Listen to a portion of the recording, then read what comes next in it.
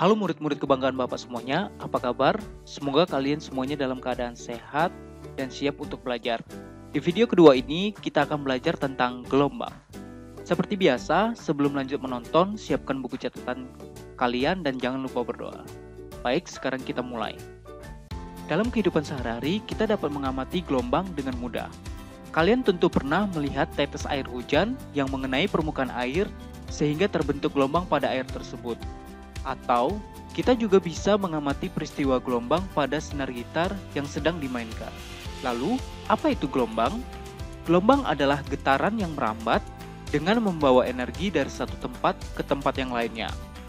Berdasarkan arah getarannya, gelombang dibagi menjadi dua jenis, yaitu yang pertama, gelombang transversal, dan kedua, gelombang longitudinal. Sekarang mari kita bahas satu persatu. Gelombang transversal. Gelombang transversal adalah gelombang yang arah rambatnya tegak lurus dengan arah getarnya. Contohnya yaitu gelombang air dan juga gelombang pada tali. Perhatikan gambar berikut ini. Di sini ada seorang wanita yang menggerakkan pegas ke arah atas dan bawah secara terus-menerus. Akibatnya, pegas tersebut bergerak membentuk gelombang ke arah kanan. Dari sini bisa kita lihat bahwa arah getarnya ke arah atas dan bawah, sementara arah rambat gelombang yaitu ke arah kanan. Arah getar dan arah rambat yang tegak lurus ini adalah ciri dari gelombang transversal. Komponen gelombang transversal.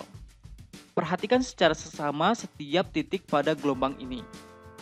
Dari titik A, B, hingga C itu disebut sebagai bukit. Begitu juga pada titik E, F, dan G ini juga disebut sebagai bukit. Sementara dari titik C, D, dan E pada daerah ini disebut dengan satu lembah. Sama halnya dengan dari titik G, H, hingga I, daerah ini disebut dengan lembah.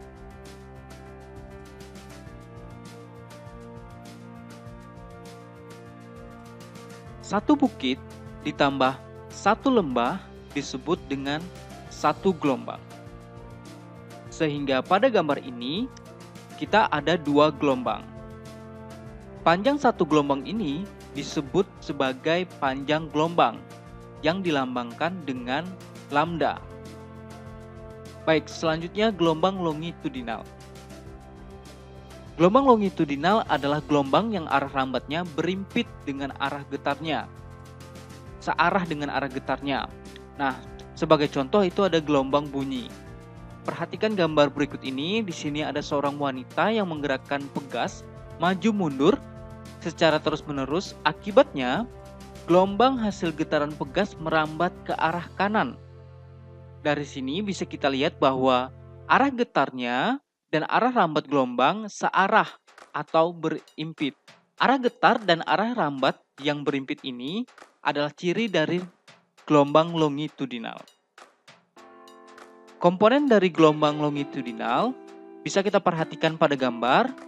Gelombang longitudinal tidak memiliki bukit maupun lembah seperti gelombang transversal. Tetapi gelombang longitudinal memiliki rapatan dan juga regangan. Satu rapatan ditambah satu regangan disebut sebagai satu gelombang. Panjang satu gelombang ini disebut sebagai panjang gelombang yang dilambangkan dengan lambda. Selanjutnya berdasarkan medium rambatnya, gelombang dibagi menjadi dua jenis. Yang pertama ada gelombang mekanik. Gelombang mekanik adalah gelombang yang dalam perambatannya itu memerlukan medium. Contohnya misalkan gelombang pada air. Di sini gelombang merambat membutuhkan medium berupa air. Lalu ada gelombang bunyi. Gelombang bunyi itu memerlukan medium berupa partikel-partikel di udara dalam merambat. Lalu di sini ada gelombang pada senar gitar. Pada senar gitar, gelombang merambat itu membutuhkan medium berupa senar itu sendiri. Baik, selanjutnya ada gelombang elektromagnetik.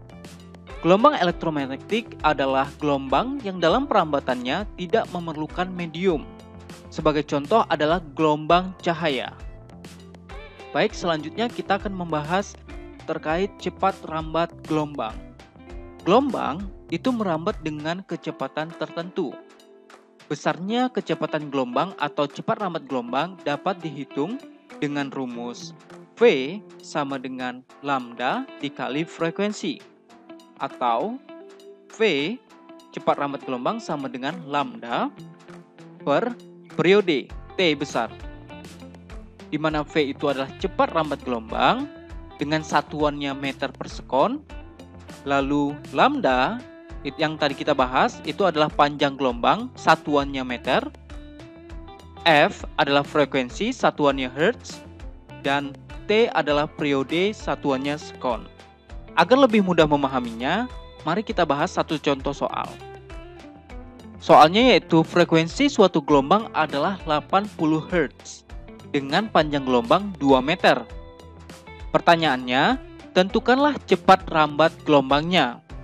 Baik, di sini yang ditanya adalah cepat rambat gelombangnya. Dalam mengerjakan soal agar lebih mudah, mari kita tulis terlebih dahulu apa yang diketahui. Di sini yang diketahui itu adalah frekuensinya itu 80 Hz.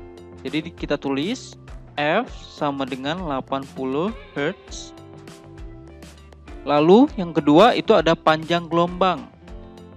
Lambangnya itu lambda, besarnya 2 meter. Lalu yang ditanya adalah cepat rambat gelombangnya, yaitu V.